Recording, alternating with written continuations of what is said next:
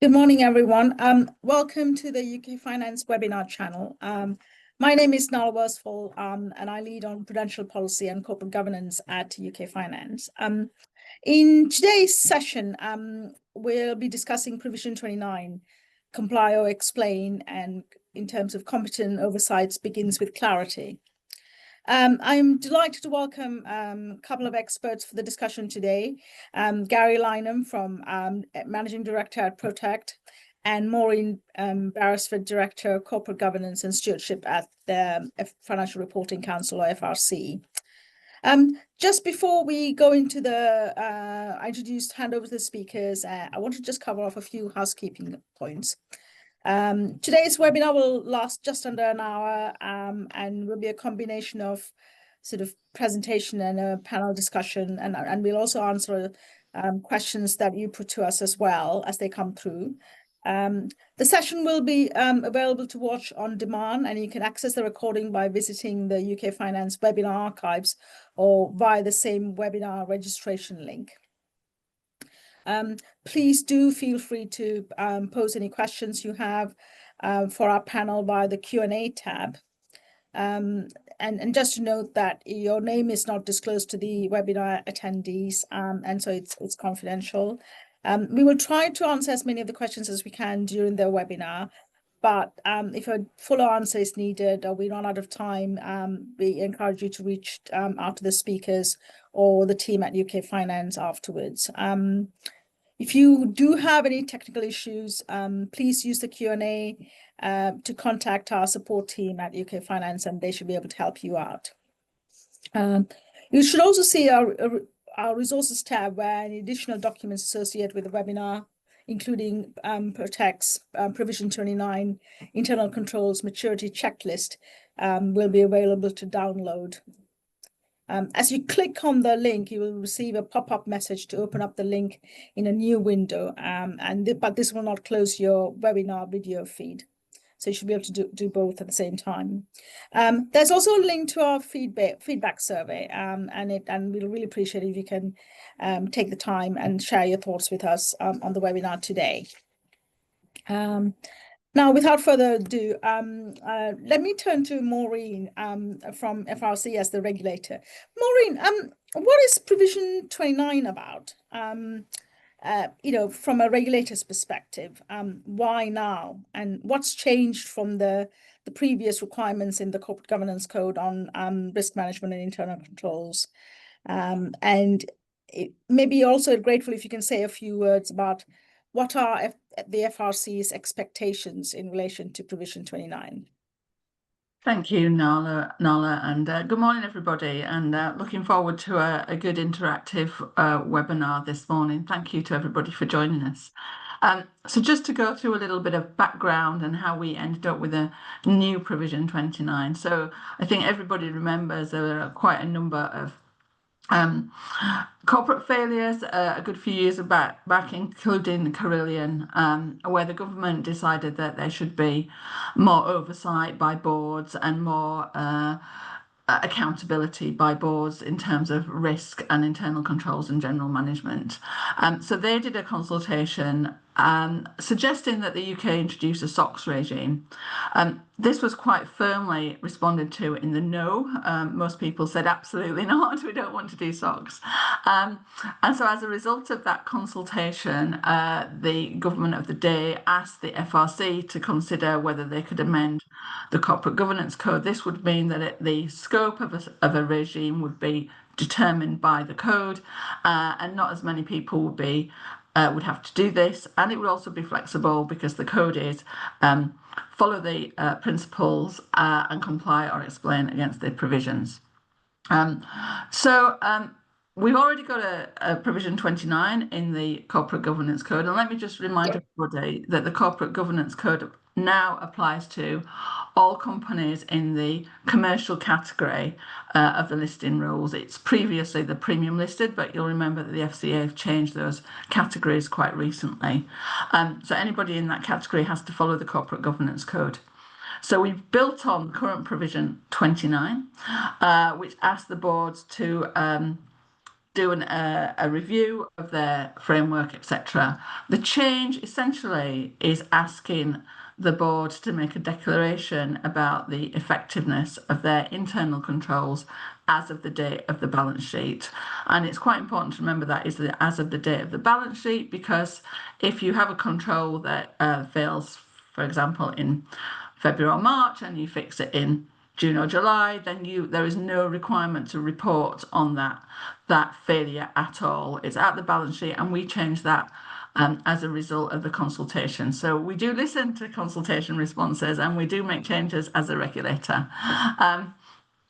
We've also been asked about material controls and what is a material control. And I'm sure there are some people on this call that have heard me speak before, and I'm sorry to say again, as a regulator, we can't tell anybody what is a material control. It's entirely up to companies and boards to work that out themselves, what's right for their business, etc.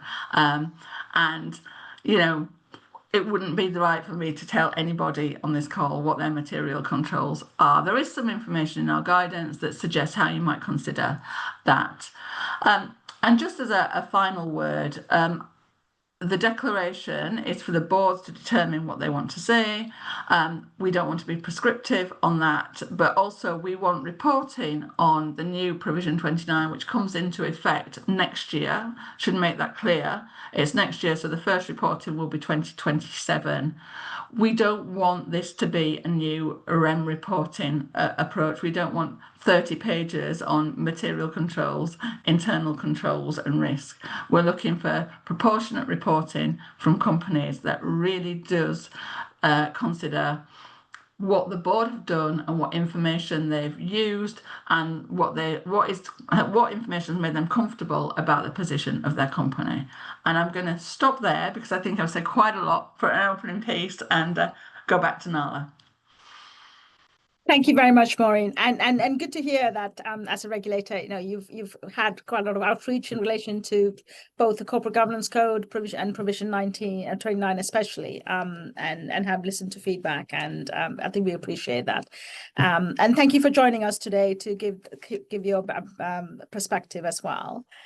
Should we? I think we're going to have a few slides to maybe just sort of anchor our discussion today, and sort of kind of looking at the different journeys in terms of material internal controls. So if we maybe move on to section 1 on preparedness. And Maureen, maybe if I can sort of pick up with you, and I think you might have alluded to this in your sort of opening remarks. But what do you expect in terms of companies? Do you expect companies to group controls to get to material internal controls? And I know you've said earlier that the controls and deciding what the controls are rests with the board and the companies. But is there a sort of number that you are expecting, or a range that you're expecting? Quite a tricky question to answer, but I'll give it a go. And most of this is what we're hearing from companies that we're speaking to, and we've done lots of outreach, as you said, Nala. So we are finding that many companies are thinking whether they can group their controls together to make one material control, because it might be that within a group, one may slightly fail, but a second control may catch that failure, etc. So there's a knock-on effect. So there is an element of grouping going on, and that's absolutely fine as long as that's what the board and the company and whoever else is involved in making that decision is comfortable with, and they think that's something that they can effectively monitor and test as appropriate. As for number, I think what we're hearing is that there's a kind of a range between sort of 30 and 60 at the minute. Now, we know that there are some banks and financial institutions that are over that 60 figure. What we're hearing is that they're still working on this going forward to try and move that figure down as low as possible. But we do expect it to be a range depending on the maturity of the company and on the approach that they're taking. And we've spoken to many different companies, and the approaches, how they're identifying their risk and their material controls, is very different. There's not one company that's doing exactly the same as the other one. They're using different approaches. So I don't think we should get hung up on a number. I think what it's got to be right for the company, but that, just for information for the audience today, 30 to 60 is what we're hearing. Thanks very much, Maureen. I mean, that's really useful sort of context. Whilst, as you say, as a regulator, you can't prescribe what you expect companies to do. But I think it's good to hear from what you're hearing, kind of a range that people should be sort of aiming towards, if there's such a thing as possible. But maybe, Gary, if I can bring you in for now, in terms of, obviously you are on the other side of it in terms of Provision 29, helping companies come to terms with it and sort of implementation. How have firms sought to define material controls, and then how they've gone about sort of linking that into their various risk control platforms? Yeah, thanks, Nala, and good morning, everybody. Yeah, so like you said, we help a number of companies with regards transitioning into a kind of technology landscape. I guess the call out of the material control element of this change has triggered some noise, I would say, in our customer base. And maybe if I can take a step back, I'll explain a little bit why. So, as companies look to maximize and leverage the efficiency and the value proposition of technology, many will start the journey by building out risk taxonomies and control taxonomies. Now, traditionally, if we focus on the risk taxonomy, that will typically have level 1 risks. These might be risks that the board link their risk appetite statements to. And that's cascades down to maybe the level 3 risks, which the business units would assess as part of their ongoing concern of kind of downside risks to the business. Now, from a control perspective, controls will be typically linked to those risks. You'd typically have maybe 3 or 4 controls, ideally, linked to that those kind of umbrella risks.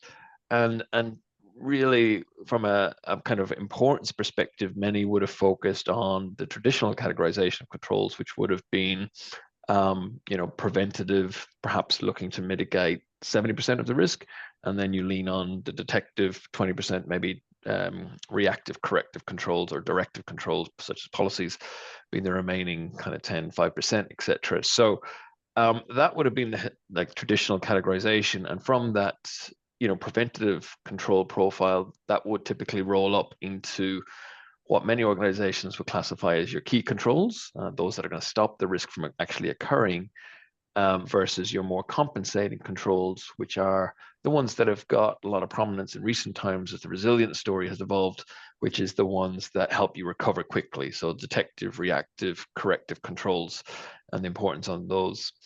So then when we talk about, the materiality or definition of materiality from a controls perspective, it just challenges organizations to put another lens on essentially what they've got already. And the way many are looking at this is starting off with principal risks in the organization. So that might be the top 20 umbrella risks, risk categories. And examples of them would be IT risk, operational risk, market risk, liquidity, credit, etc., and so forth. And linked to that then will be those kind of material controls. Now, I guess the challenge then is to look at that from traditionally how you've been doing those risk control self-assessments. So that's unlikely to be fit for purpose because there will be too many kind of controls getting pulled through. So many are looking at it from a entity level control versus a business unit level control. So what that's doing then is challenging the control owners to say, what is the 1 or 2 controls that we really are dependent upon, as opposed to the wider spectrum of maybe 30 or 40 controls that the business unit have called out. So it's really charging firms, especially in the commercially listed entities that Maureen called out, is to have that kind of funneled approach. And it really ties back into that proportionate reporting piece for board, whereby you cannot show them 30 pages. Maureen's absolutely correct. You need to essentially fit this on a page. And to do that, you need a kind of filter to make sure that you're showing the board, here's the 2 material controls are they operating and designed effectively? If not, which ones are in remediation, and is that cause for concern? So they're the ones that are going to take down the business essentially overall. So yeah, like a little bit of a long-winded story, but it does start back with the initial framework element and the posture there, and then it goes all the way through to the organization better understanding what are the kind of 10 to 20 material controls in the organization versus what are the many entity level controls, which are, sorry, business unit level controls, which can, from a volume perspective, get up into the three figures, I think would be our observation.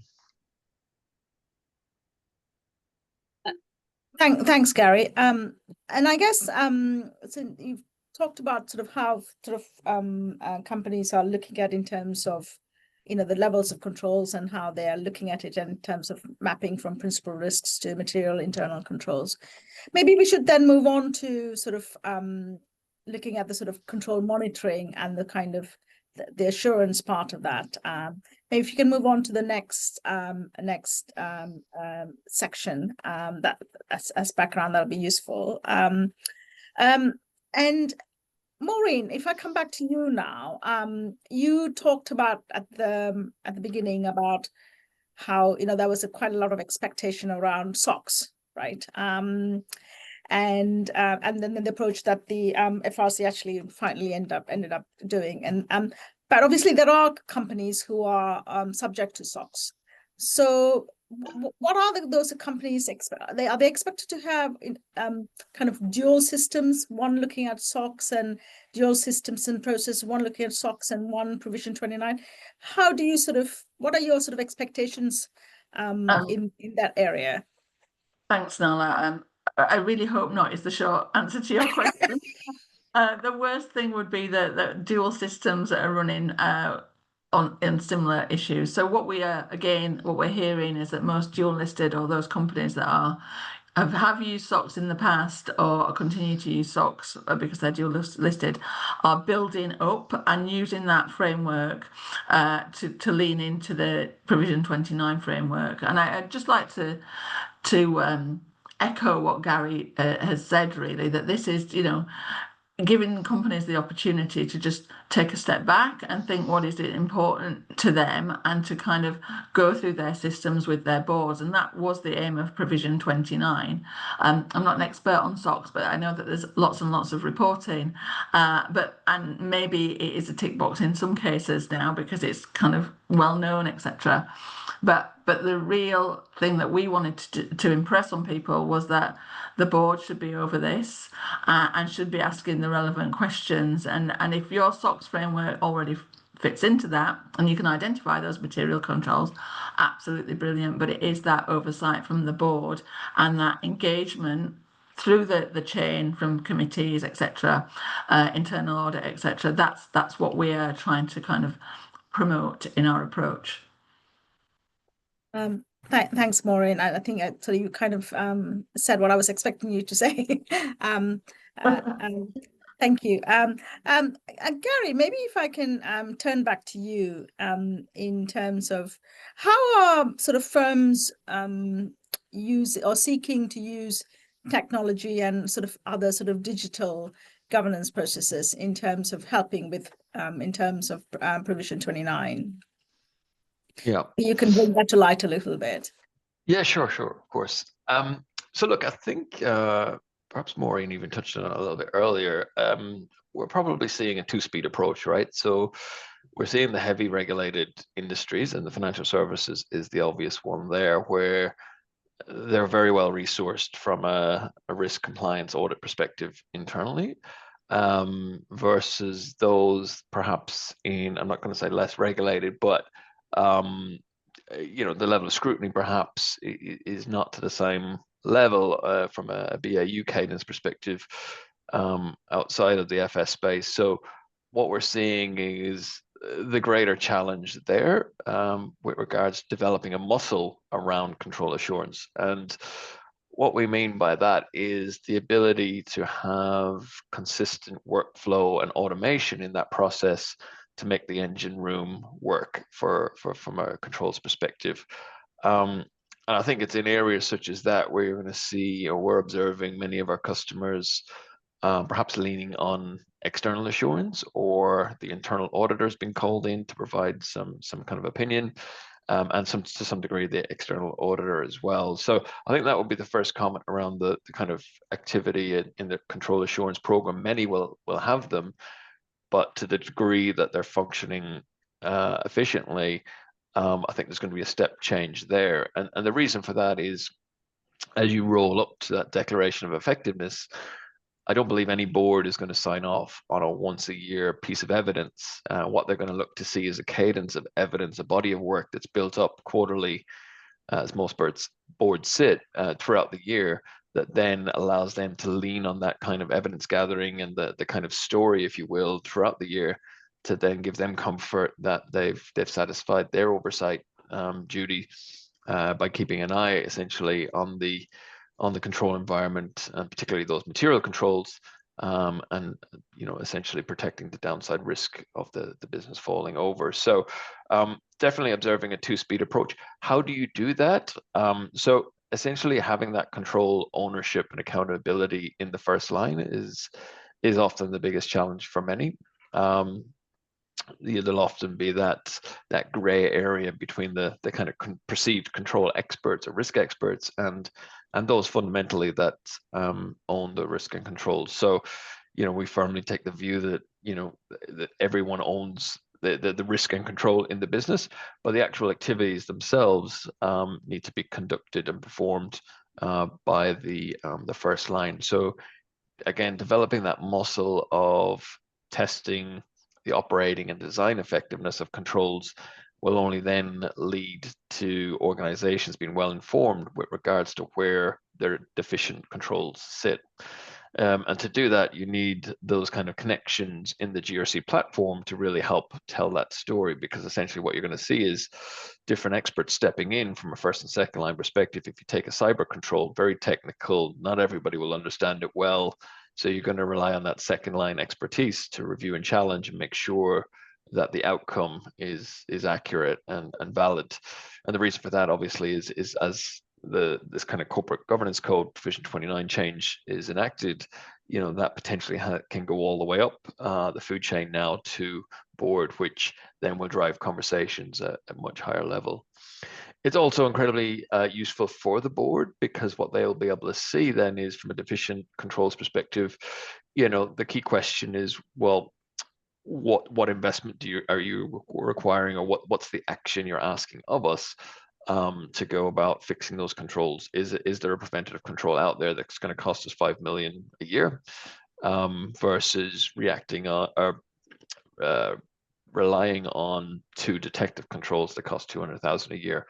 So what's the downside potential loss to the organization, and what's the likelihood? So it's really then going back to challenge the residual risk assessment, because if you've got deficient controls in your environment and they're at the entity level, then the board may need to revisit the risk appetite in particular areas to see if they're taking too much risk or not enough risk, depending on the kind of investment in those controls. So there's also a commercial element that starts to flow through. So we're seeing a lot of our customers starting to apply not just the types of controls. So I mentioned earlier that preventative component, but also how much does that preventative control cost the business per year? So as a going concern, the business is starting to understand, well, that particular risk, be it, we can use particular firewall and cyber as an example, it's costing us 600,000 a year to take out that risk from the business.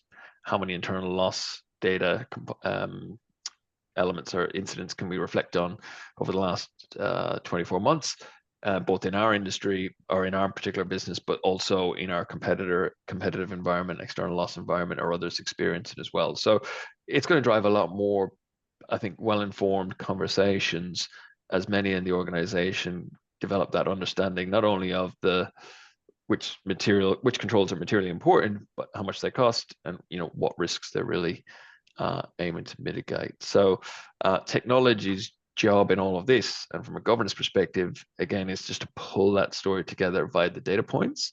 And again, once those data points are connected from a design and operating effectiveness evaluation standpoint, the testing element connected to that evaluation, And then also the final bit, looking at the issue management and the remediation elements, as well as these actions to call out what are we doing about said deficient controls. That really empowers the board to make some decisions and have good conversations. Thanks, Harry. I've got a few questions from the audience, which I thought I might pose to you at this point. Gary, I think one you've covered already, but couple for you. One, and this may be something you might not be able to point on, but many companies are monitoring small losses and their frequencies of occurrence, but much less so for their high impact risks, because on a basis that it'll never happen. So a bit of like cognitive bias. Do you have any views on how firms should be thinking about this, or is that something you're beginning to have conversations on this with your clients? Yeah, look, it is a topic that comes up often. I think they refer to often as the grey rhino, the slow moving, a little loss here and there, and then it builds up. So it is something always to be wary of. There is a balance to how much of that you reflect on and spend time reflecting on. Some of our customers, for example, in our GRC platform, they will I guess, explore the difference between a material risk event versus essentially a non-material event, and they'll do a very, very light touch assessment initially. That's probably the best way to do it. And then to have a business intelligence engine sitting in the background, which is showing trends over time. So what you want to see, if it is that grey rhino, you would expect to see that repetitive nature of an event. And that can point to two things. One, a deficient control environment, or perhaps a cultural element that's at play, that behaviorally things are happening in the organization that's maybe not consistent with policy or direction. And that's causing some kind of friction. So yeah, it's an interesting one, right? Now, how it relates to the residual risk profile, I think you want to keep that quite truncated, right? So for your audience, you don't want to get stuck in the weeds, and I think this conversation today is kind of further, I guess, further guidance as to where the market will generally move is really to develop that deeper understanding of which controls are really important. Notwithstanding, that's the reason why we have those kind of levels, is to have that business unit level assessment where you can capture that I suppose more granular loss impact, and perhaps there's a negligibility element to it, but you do want to kind of understand, what's driving it over time. Thanks, Harry. And I think, as you say, it's a judgment call, isn't it? And to some extent, it will also come with experience as well as we move along time in terms of how organizations interpret this sort of things. But as you say, it is a grey area. Yeah. And There's two parts to it we typically see. So some of our customers in that example, they'll move to a risk acceptance process. So where you're having those negligible loss areas, the business makes a decision to say, look, we will continue to have losses in that area, but it's within our risk appetite, it's within our tolerance. And that is the perfect purpose of a risk appetite statement, as it gets cascaded down through the organization. If it's cascaded well at each level, you'll start off with the group, then departmental, and then divisional, or vice versa. And each stage should reflect a different level of tolerance. And I suppose that's where you'd look to see that come through.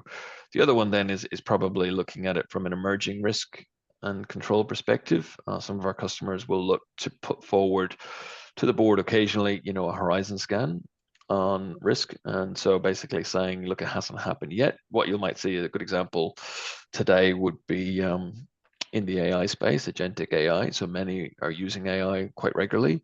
And some of the responses that they might be getting might contain hallucinations, right? So not any single one of those hallucinations might lead to a detrimental outcome to the organization, but a combination of many might lead you down a pathway whereby you're putting forward papers that perhaps are not entirely accurate, that could lead to decisions going down the wrong pathway. Thank you. And there's another question from the audience, and I think you've kind of touched on this in the beginning, Gary. I think what they mean is what type of risk types are expected from a material internal controls, I guess. Is it operational, credit, liquidity, information security? I know you refer to it in the context of principal risks, but anything you can add to that? Very much depends on each business's operating environment. So essentially, whatever your strategic objectives are, you start with your strategic objectives and you explore what would be the reasons we wouldn't achieve those objectives. What would be the risks that would need to manifest to stop us achieving those? And that could be financial risk, non-financial risk, and then you break down the various components. But it's really exploring that and the risk appetite statement linked to that strategic objectives. That essentially forms your risk management strategy. So I guess the real key there is to keep your level 1 risks at that level that the board can understand the posture against each of those.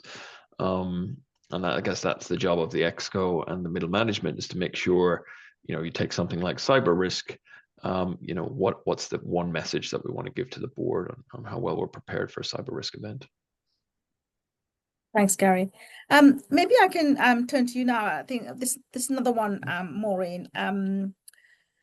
Gary talked about the various sort of testing of controls that organizations do, and also particularly reference to sort of the financial services industry in terms of maybe having a slightly more formal processes in place. What does FRC expect to see in terms of all that testing that organizations do? Especially, I think if you can imagine from a banking perspective, there's a significant amount of testing that goes on throughout the year. What's your expectation in terms of how much you expect to see talked about? The last thing that the FRC wants to see is pages and pages of data and testing, and that's what no one wants to see that in an annual report. And I think you've got to remember, this is a corporate governance code, so it's about the governance that we're interested in. So what's been the role of the board, the things that Gary has talked about, what's been the role of the 3 lines of defense, internal audit, has there been any external assurance taken? There's no requirement to take external assurance, but you might want to do. Maybe there's been a deep dive. Maybe some companies might want to put in a case study or something like that to kind of illustrate the approach that they're taking, etc. So we're not expecting granular details of the process. I'm sure we wouldn't understand half of it as well, and probably and you wouldn't want to actually put that out in the marketplace either, that kind of detail. So it's a governance code, it's the oversight, it's the interplay of all those different lines of defense, use of the audit committee, how other committees have worked together, maybe sustainability committees are working, some might have technology committees. How does that happen? What funnels up? What's the kind of feedback chain? And what's the outcome of this? We're very much in kind of not seeing all the policies written down in the code, because we all know that companies have policies, they have processes, and they're stuck in the drawer and looked at maybe every 10 years when somebody said, oh, we had a policy on that. It's about what impact this is making to your business. How is it happening? What's changed? What's good? What the board are thinking, and how it meets your strategic goals and objectives, etc. That's the kind of thing that we're looking for. Absolutely not pages and pages of testing, please, no. Thanks, Maureen. That's really helpful to clarify that. And I think you said that in the beginning, right? You're not expecting pages and pages on this. This has to be what the board decide is critical for the organization that they've gone through, and I think Gary's kind of elaborated on that in terms of what how people should be thinking about it. Maybe and since you talked about board oversight, maybe we'll go on to that area now. If you can move on to the next slide. And I think Maureen, you sort of alluded to the various committees' involvement in all of this as part of the board's determination and oversight. But is there an expectation that the audit committees do most of the heavy lifting? And do you and maybe this one is also for you as well, Gary. And where do internal audit come in? I know that, and I know we've touched on external assurance, but where do internal audit come in?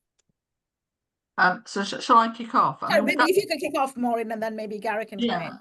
That's what we're hearing, that most audit committees are taking a lead in that process up to the board. They're kind of distilling things, they're collecting information, etc., and sending things through by talking to various different lines of defence, various different committees, as I said. We're aware of internal audit, and we've been very keen to say that not everything should be put on internal audit. I think at the beginning of this journey, some companies were going, oh yeah, we'll just get our internal audit function to do everything, and that's not going to work, because I think Gary made a really good point that risk has got to be owned and understood by everybody in the organisation, and there will be leads on that, so they need to get involved as well, and there needs to be a way of sending all that up to the board. Appropriate times in the year, fully agree, once a year is probably not going to cut it. But equally, going forwards, there might be a suggestion that, oh, we've done it all, it'll just remain the same, maybe once a year will then happen. But risk changes constantly, it's dynamic, your controls are likely to change as things become more of an issue for a company, maturity changes, your approach to something might change. So what we don't want to see is year 1 and 2 and done, and then it turns into a tick box.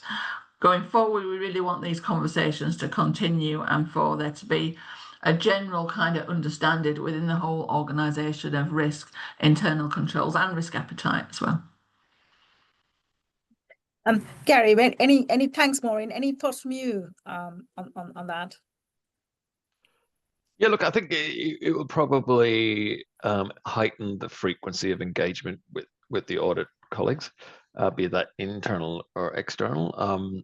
It's the old no surprises approach works best, and I think what you'll see is many sense checking, or to some degree gut checking, some of the activities they're doing with the auditors on a more regular basis, to prevent any surprises at certain times of the year. Now, I would anticipate, given the audience of this, the kind of outcomes of the kind of provision 29, there will be heightened senses within those audit teams to kind of enhance the existing due diligence, or maybe deep dive, as Maureen said, into more areas throughout the year. I think there is a likelihood there that you will see an uplift in activity, because in some scenarios I can definitely see the board looking to lean on that independent assurance in addition to what the business is telling them.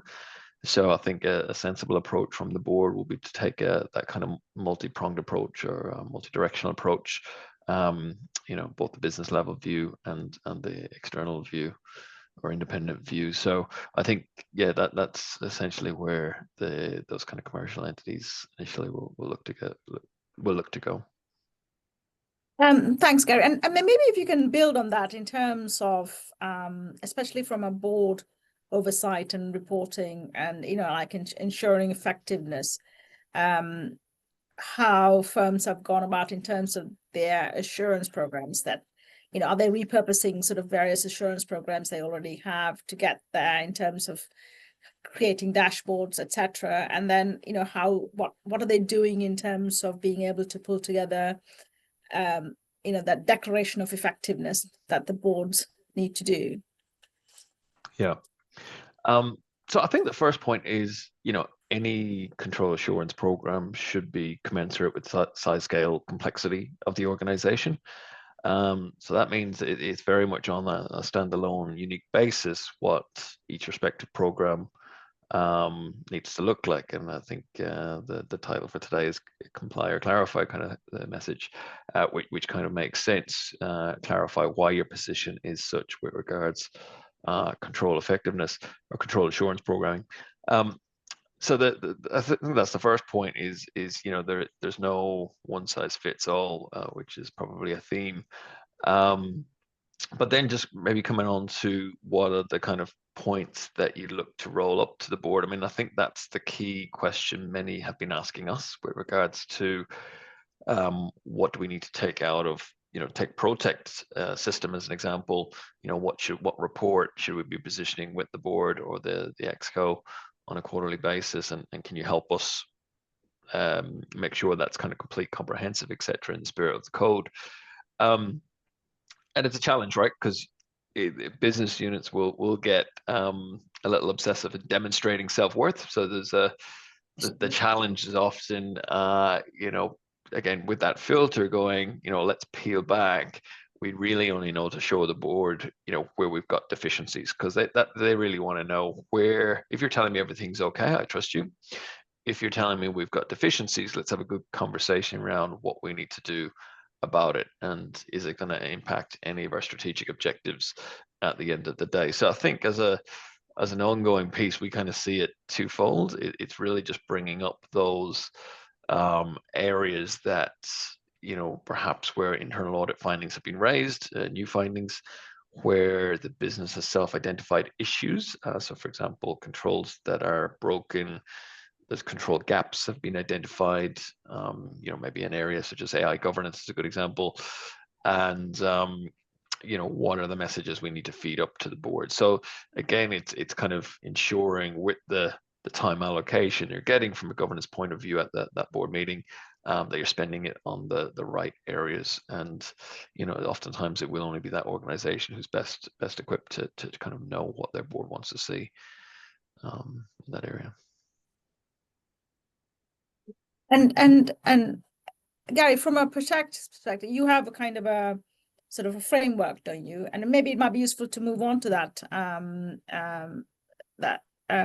You can sort of maybe talk us through how some of this might help. Yeah, sure. So what we've, I guess, just tagged to the screen here is just a couple of examples in how we're helping customers navigate this journey. And I guess I'd probably break the three snapshots into its individual parts. So taking the one on the left-hand side, this would be what you would refer to as a control profile report. So this is exploring the multiple connections that you would expect to see against a material control. So some of the headlines that you'll see there will be the linkage to the principal risk profiles or material risk profiles. And then underneath that will be a connection to the open issues and findings. So just again, referring to those self-identified issues within the business, but also the independent issues raised or findings raised by the auditors. And then also giving the board other information as well, such as have we had any internal loss data? So what is the objective data as opposed to the subjective assessments, or some will be obviously database assessment, but have we lost, have we had a material impact in this space, be it regulatory, financial, or otherwise, or operational in the last 12 to 24 months? And, has that reoccurred, et cetera, as well? And then various actions then linked to any remedial activities.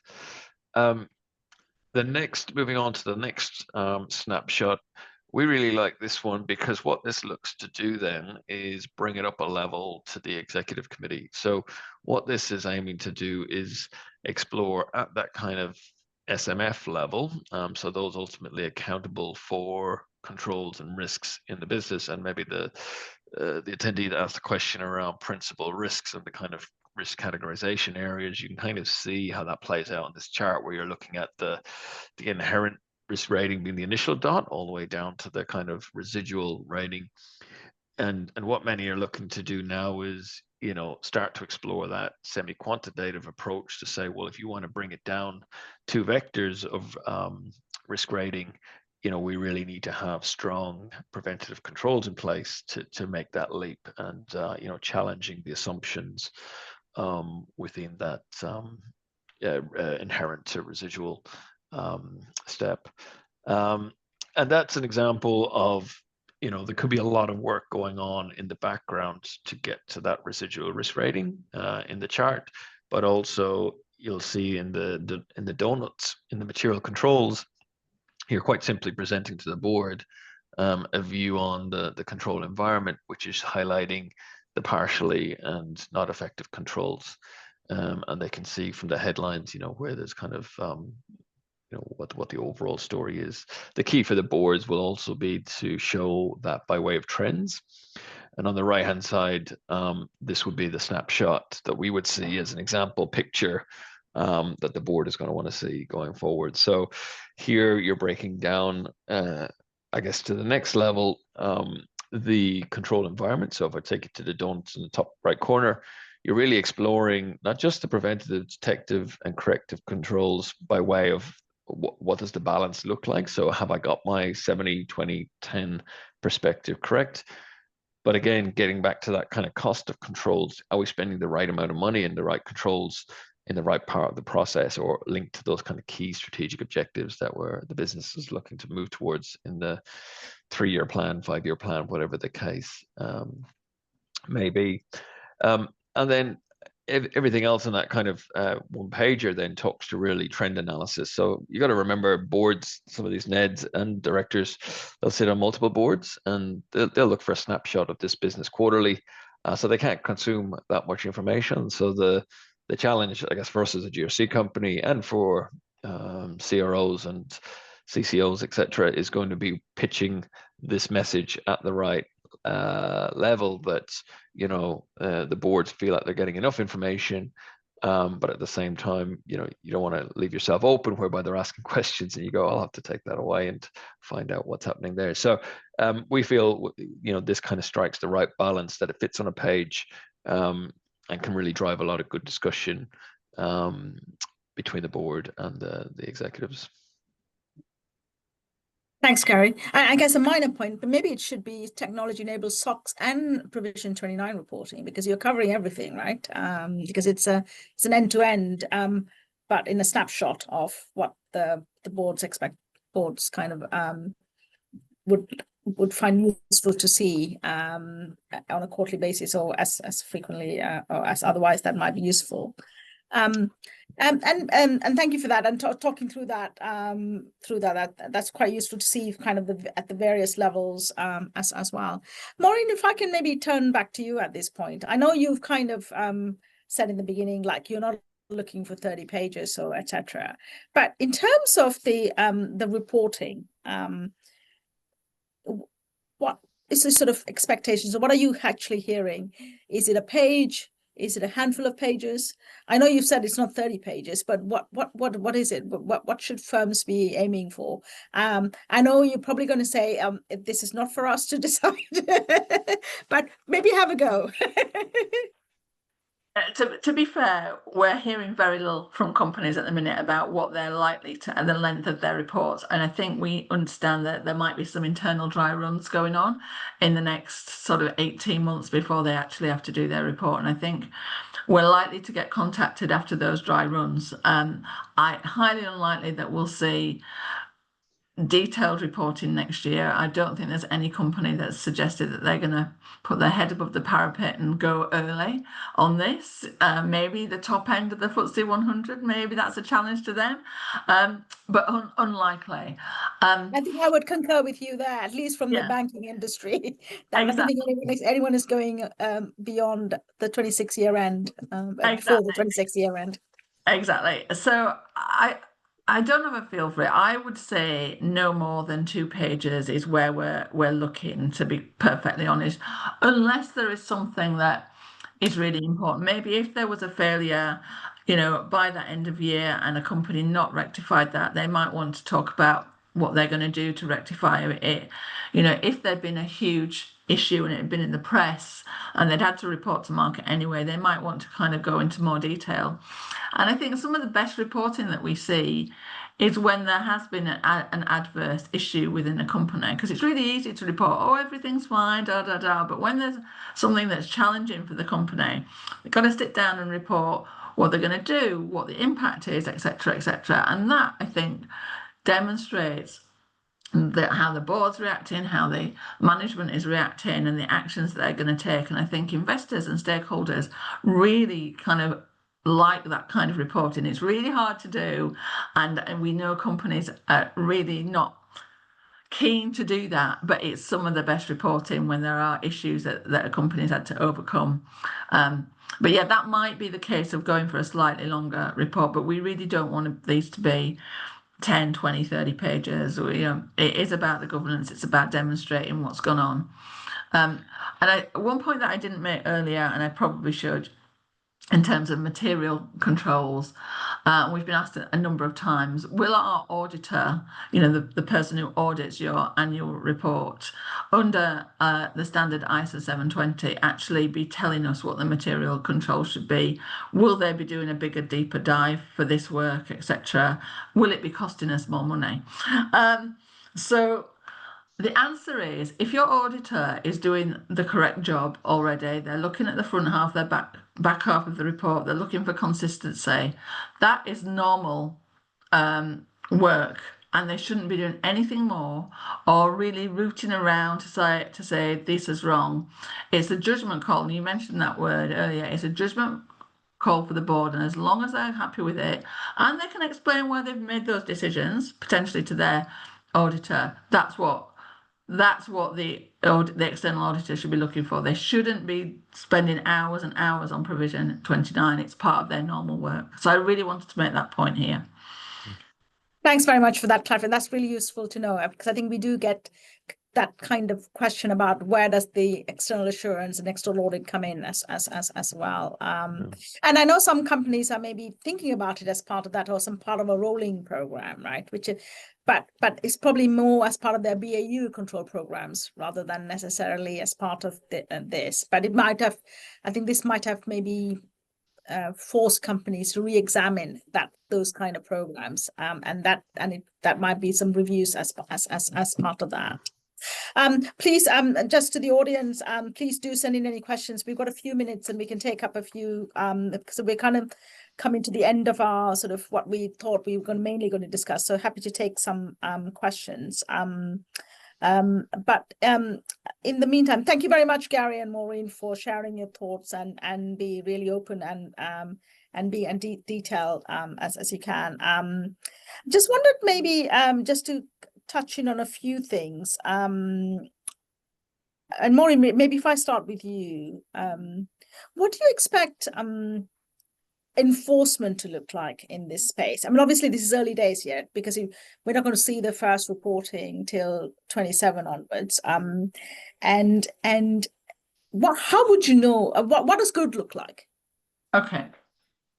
Two really important questions and two slightly different answers. So the FRC, Financial Reporting Council, does not have any enforcement powers over provision 29. We're not the FCA. We don't go in, we don't do checks, etc. The whole premise of the Corporate Governance Code is that those companies are required by the FCA to report against the code. So if a company decided they weren't going to report against provision 29, for example, extreme, then we would probably contact them in the first instance and go, why haven't you reported? See what happens, etc. Ultimately, we could go back to the FCA and say, this company is not reported at all under provision 29, and they would just make a decision as to whether to contact that company. We are a reporting council, so we want to see the reporting. We're not going to ask any company about why they've made a decision on what their material controls are, why they've taken a particular route, etc., etc. External assurance, internal assurance, whatever. What we want to see on the pages is a little bit of a story about what's happened, so that investors maybe want to use that as their discussions with companies. They can see that other stakeholders know what's important to companies, etc. But we are not going to be knocking on companies' doors going, provision 29 is not good.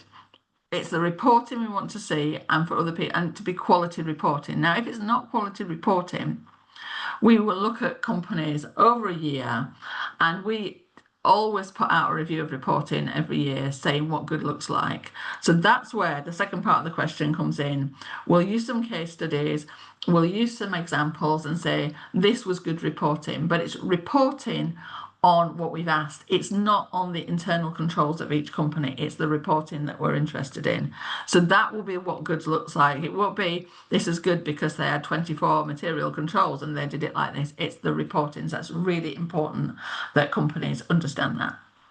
No, that's really, really useful clarification. And I think FRC provides some really useful thematic reviews, don't you? Yeah. Which is also on the reporting of various Yeah. aspects which I think firms find, and including banking industry, we find really helpful in terms of that. And we look forward to your doing that in due course once you start seeing maturity of provision. And on our 20. website, we have the code is on the website. If you go into that section, you can click through to our guidance as well to see the guidance, which will help you with the reporting. And no, thank you for that.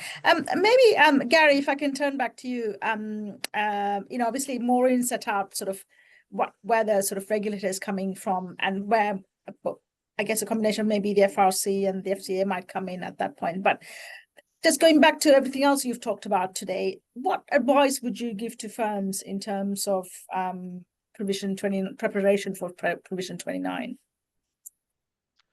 Yeah, look, I think to do it well, and if the technology adoption or integration is part of the story, you probably want to start planning for it now. You want to allow yourself that 6 months, 12-month lead time and a couple of dry runs, etc., to start getting those reports coming out, get feedback from the board with regards to are they happy with the reporting that's coming through? Because my sense is it'll be an iterative process. So I think I would encourage many to start that journey now. And with the reporting, we kind of see it as twofold. One is the examples, perhaps similar to what I showed on the previous slide.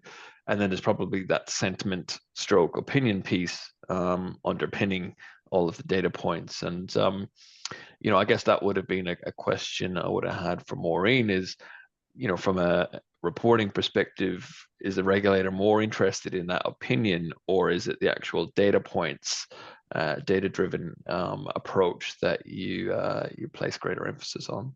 It's the opinion. It's the opinion, yeah. So I can't think that really, the GRC tool will bring all the data together, and then boards what we'll look to see is what's the opinion, and then have the data underpinning it that on the, probably the page 2 that says, here's my reference, here's my evidence that I collected, here's how I supported my declaration of effectiveness. So I think it's that kind of SME judgment piece and expert opinion. And it's like, well, that's not created out of thin air. Here's all my data points to support it. So, but I think there's a journey to get there, because all of those data points don't just arrive with no action. So that control assurance program from an operational risk control, I think that's the key bit. Like firms have always been looking at financial risk controls and feeding into the external audit reports, etc. But the provision 29 does trigger then extra lens of kind of the operational risk control environment. I think that's the one that's really adding some rigor to the conversation. Thanks, Gary, and thanks, Maureen. And I guess just had a couple of questions from the audience. And I think I can answer the first one, but I thought I'll just try. Someone wants to know, can you please elaborate a bit more on the point about reporting at the balance sheet date? Example, balance sheet is published 31st December, but there was a control deficiency in June and was resolved by November. Will this deficiency have to be reported? And I think Maureen, you kind of said at the beginning, no, because if it's resolved, you're not it is an asset balance sheet reporting. No requirement to, but if you wanted to, because it's been in the press. That's your. I mean, like, because there might be some scenarios where you might have made some previous disclosures from a market abuse perspective or some other where you might want to talk about it. So I think but it's really up to the board, right? And the company to decide. And maybe just one last question, and it's probably a tricky one perhaps.